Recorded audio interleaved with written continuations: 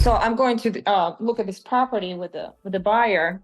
The listing agent said that the tenants pay cash and have been paying cash, like their rent in cash, like for a very long time. How would that affect the underwriting? As long as they have We're- proof, bank receipts, Mhm. right? Bank statements that they can show that the property has been earning income and that it's been every month the rent has been paid. What kind of building is it, by the way? Mixed use. It's actually one tenant. He's got a restaurant on the first floor and two apartments on the second floor, but it's all one tenant and it's all been cash. Yeah, I mean, as long he's got a show record of it. You always try to tell people, I'm like, listen, like this isn't 1942 or 1956 where you could get away with paying things in cash and people just believe you, right? Mhm. A bank's not going to lend money on you just collecting cash and never depositing it in the bank. I would highly recommend that if they really want to sell it for top dollar, they need to start. If they're not showing it, they need to start showing it. And if they have been showing it, that's fine. They can pay Okay. cash. I don't care how they pay. They could sell it. They could pay cash. They could do checks. I don't. My tenants do all of the above, right? But I got to still show I got to still show the banks what I'm earning. Right. So the lender would pretty much just need proof that rent was received in some sort of way. Okay. All right. Got it. Thank you. Question regarding NDA agreements.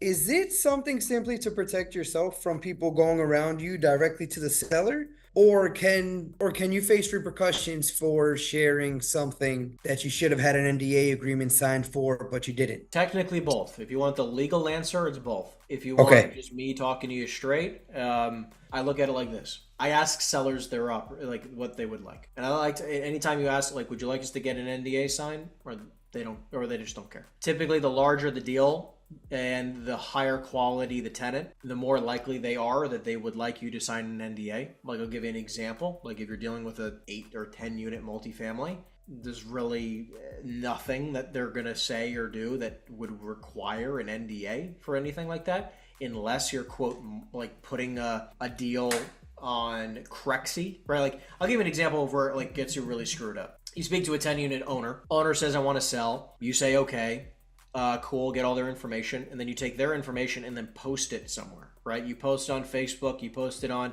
CREsync, you post it on LoopNet without their permission. And you start posting the information out there. All of a sudden, then they see it and they see that it's being marketed, right? Now that's not just an NDA, but that is one thing that, like, of course you can, like, that's also going to, exclusive right to sell and other things. Like, there's other corresponding documents that would need to be signed in order to do so. That's where you start crossing the line where you might cause issues, right?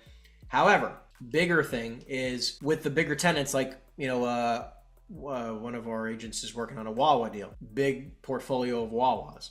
This guy does not want to share any information, how much Wawa is paying, the addresses, any of it, unless he gets an NDA signed, and signed by that buyer, not just the broker, because he wants to make sure that this individual is not going to just go around talking to then competitors or Wawa about the situation. They want to be protected. The owners really want to be the ones who are protected, right?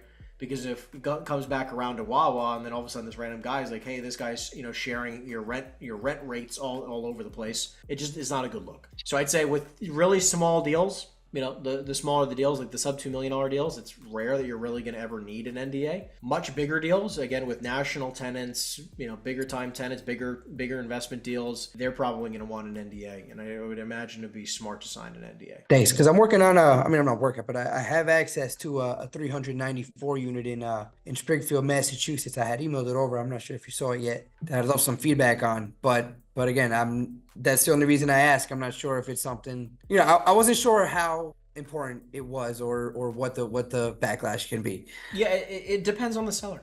It really depends on the seller. People call me up on my properties. They'll ask me questions, and I don't really care. I'll give them all the information because what are you going to do with more information about my properties? It doesn't bother me. But at the same time, if you're talking to a guy who owns 15,000 apartments and you randomly call him up about a 400 unit deal that he has, he's got investors that he's got to make right on. He might not want you blasting this deal everywhere. So they have more to lose. When you have more to lose, you want to protect yourself. Got it. Cool. Thank you.